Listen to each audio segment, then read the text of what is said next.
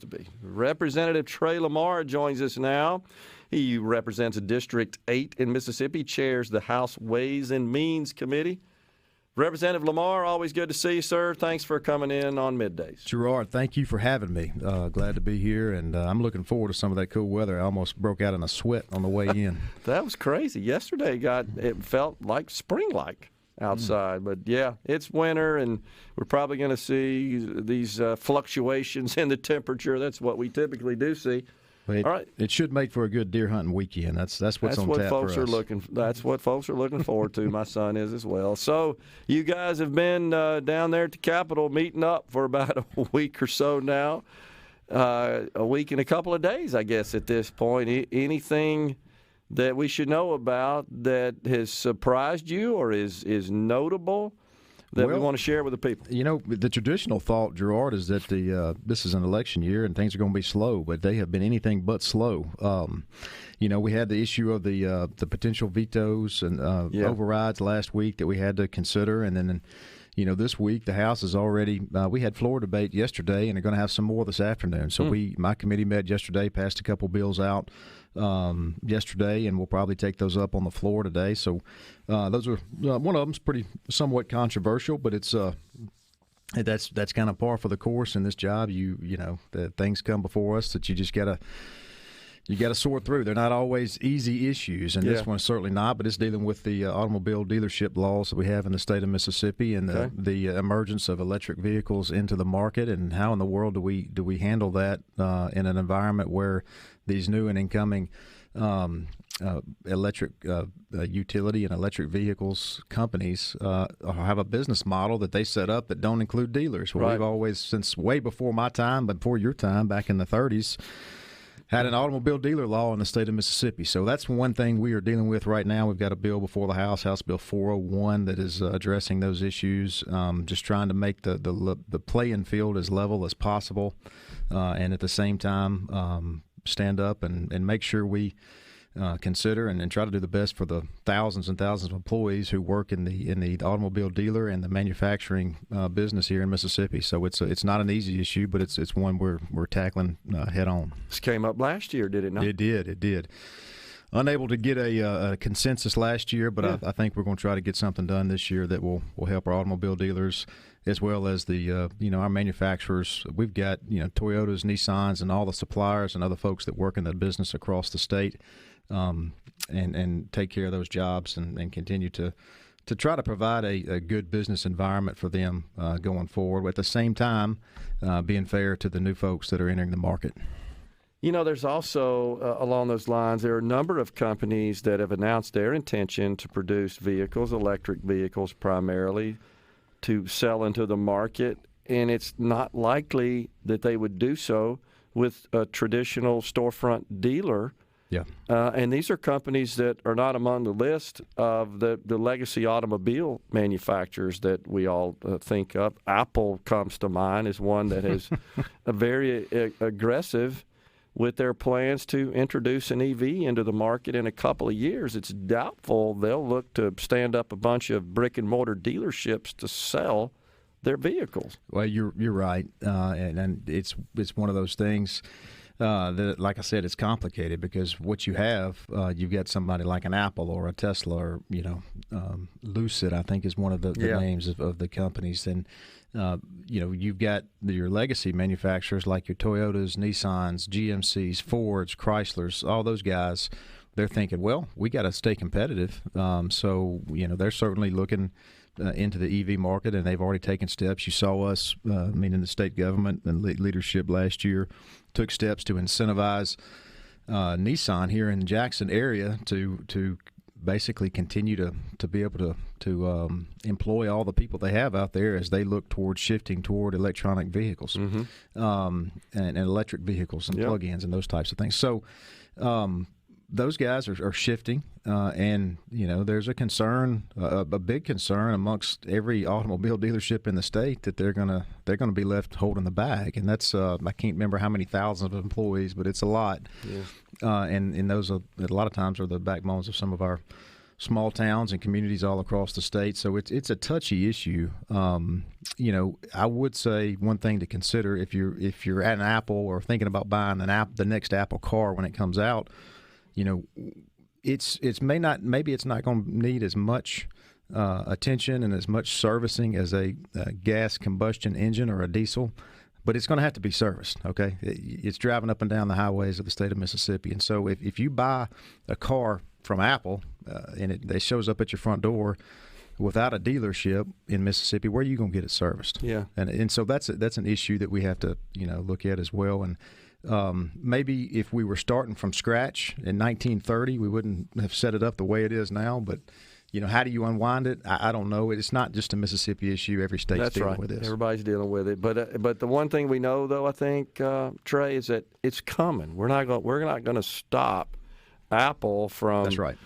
Building out their model, and there are going to be others to follow. We just got to figure out a way to deal with it. And we've got some of these old laws on the books, and you certainly understand, and I do, the dealer's position on this. And it's their job, I believe, to warn, just as you did, consumers. Hey, look, you can do this, but just know that you can't drive it down the street if something breaks because there's no place to take it. Yeah, and look, I don't expect somebody like Apple or Tesla is already here in Mississippi. Yeah. For those who don't know, they've got a storefront here.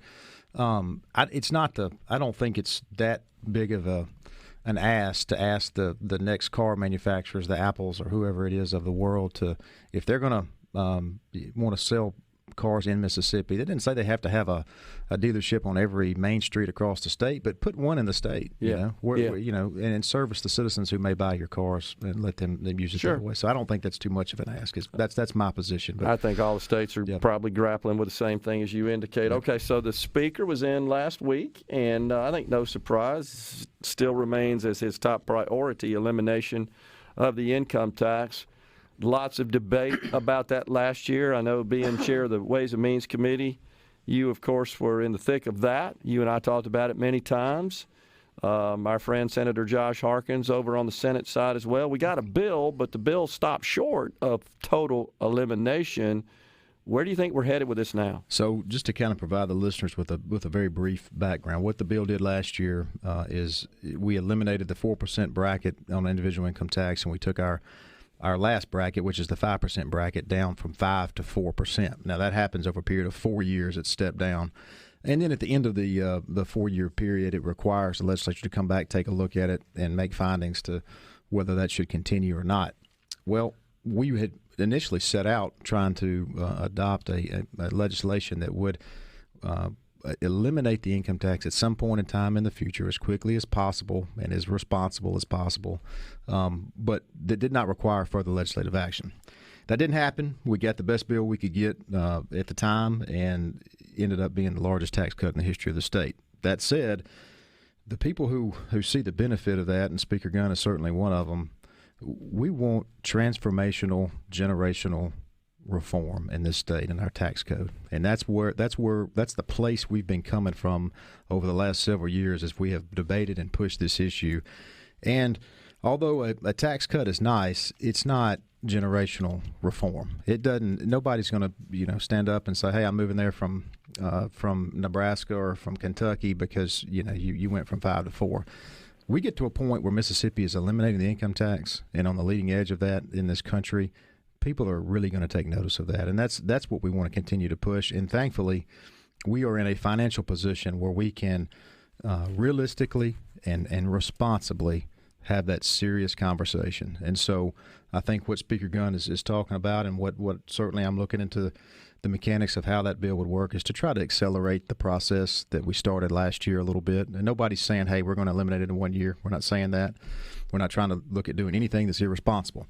But if we can accelerate that process a little bit and actually place into legislation an actual date of when the income tax will be eliminated in this state without further legislative action, I think that would be a tremendous win for the hardworking people of Mississippi. Yeah, absolutely. Can you stick around? Sure. Yeah, we got Representative Trey Lamar in the Element Wealth Studios. We'll continue our discussion about the 2023 legislative session. Stay with us. Set tune. We've got Representative Trey Lamar, Chairman of the House Ways and Means Committee, in the Element Wealth Studios. We were just talking about income tax elimination. So One of the things that we can take some comfort in, Representative Lamar, is the fiscal and the financial condition of the state is certainly strong. And the governor touts this as well as should. Our lieutenant governor, our speaker, members of our legislature just saw the report from yesterday, I believe. We exceeded the revenue estimates again for the month of December. That's right, to the tune of about 50 to 60 million, I think, over and above what we collected in December of 21. And so, I do a quick little math, little math for everybody.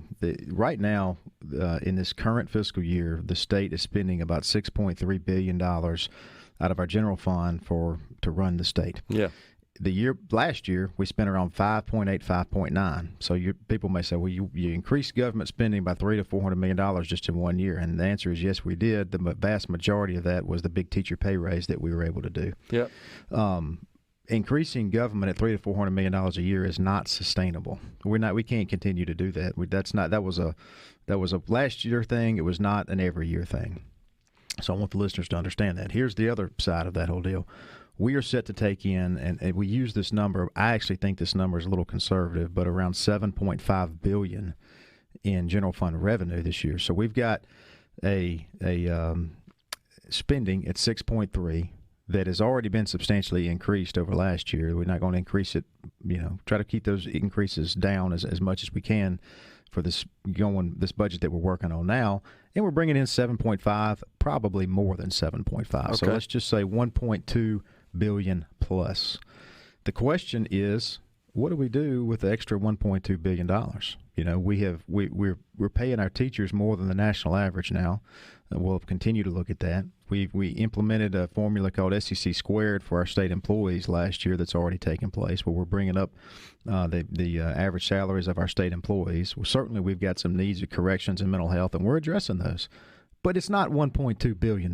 Yeah, right. Okay. In addition to those annual recurring numbers, we've got about $4 billion in unencumbered money sitting in the bank that we got to figure out what to do with from the surpluses over the last couple of years, in addition to a full rainy day fund. So we can say we don't want to cut the taxes, but the two options, really three options. We're either going to grow the government, which I just told you we don't need to do that, not at the rate that we did it this past year.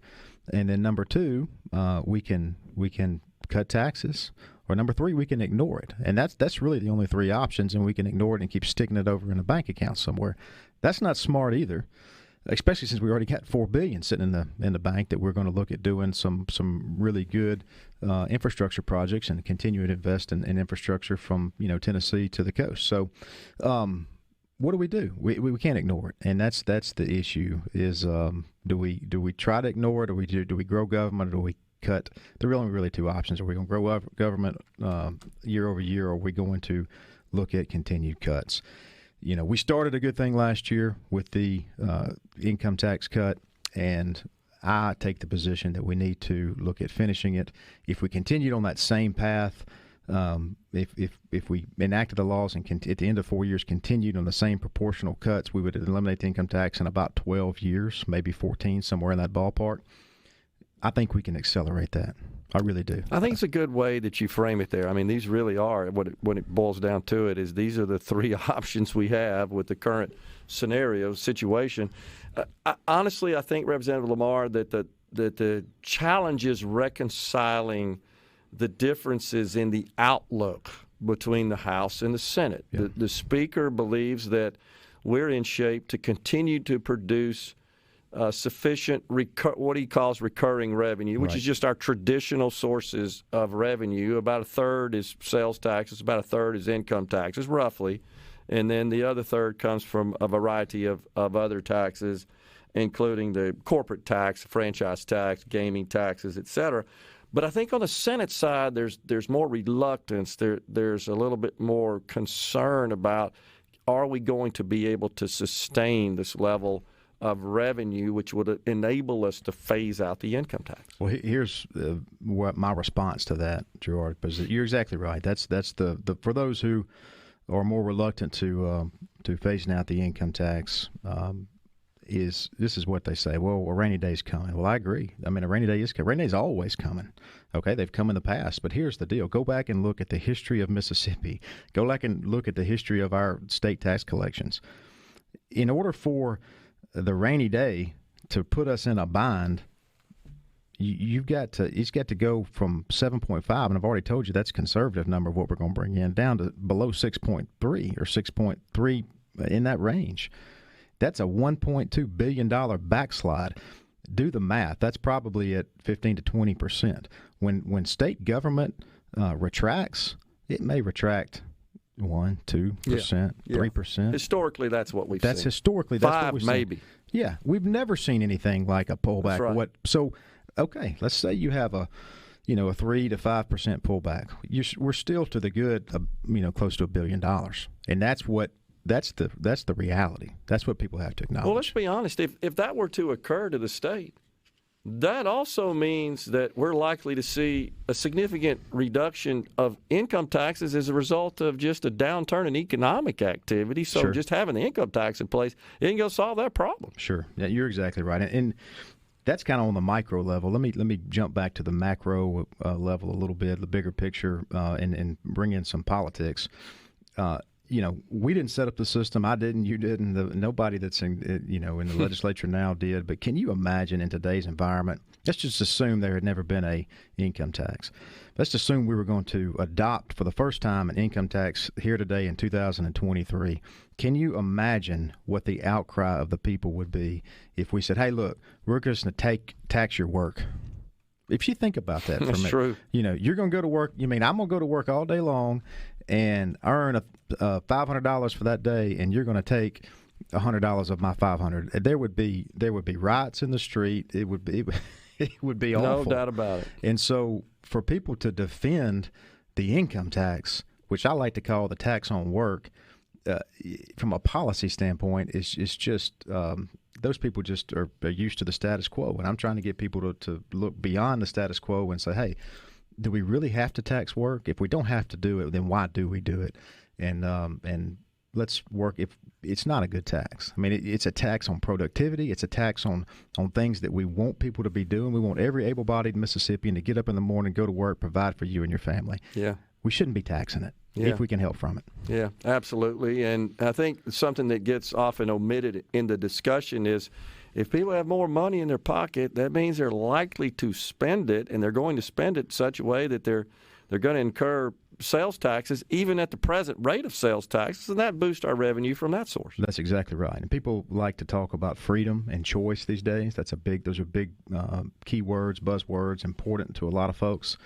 There's no more freedom than saying, hey, you get to decide how you spend your money. 100% of your money. Here it is. You decide how much you're going to give to church, how much you're going to spend on your family, how much you're going to save, without the government taking a portion of it from you mandatorily. So that's it's just a better way to do it. We knew it wasn't going to be easy when we set out looking at it. We're not on some island. I'll remind people that there are 9 states in America that do not charge an income tax against their people, and so it's doable. And we hopefully we can continue down that path, and at the same time do a lot of the good things that the Lieutenant Governor Hoseman, who does a great job, the things that he wants to do as well. I think we can work together and accomplish both of these reasonably, and I hope that we can do that and deliver on these issues that are important to Mississippians. Before you go, I know it's not germane to your committee, but the Citizen Ballot Initiative, of course, did get across the finish line last year. We've talked to everybody that we've interviewed this year since the session started about it. What do you see happening there? I'm 100% in favor of it. Voted for it last year, as you recall. The House passed it pretty much as is. It was, with the main change being we don't want to change the Constitution anymore. We won't allow the ballot process to be put into general state law. That we didn't get along to get to an agreement with the Senate. I'm in favor of that. I hope we can get there this year. I do too. It's the main thing I hear, Representative Lamar, from the people on the text line and just out in the public in general. Man, we got to get this thing restored. It just strengthens the people's voice, and that's what we need to be about doing.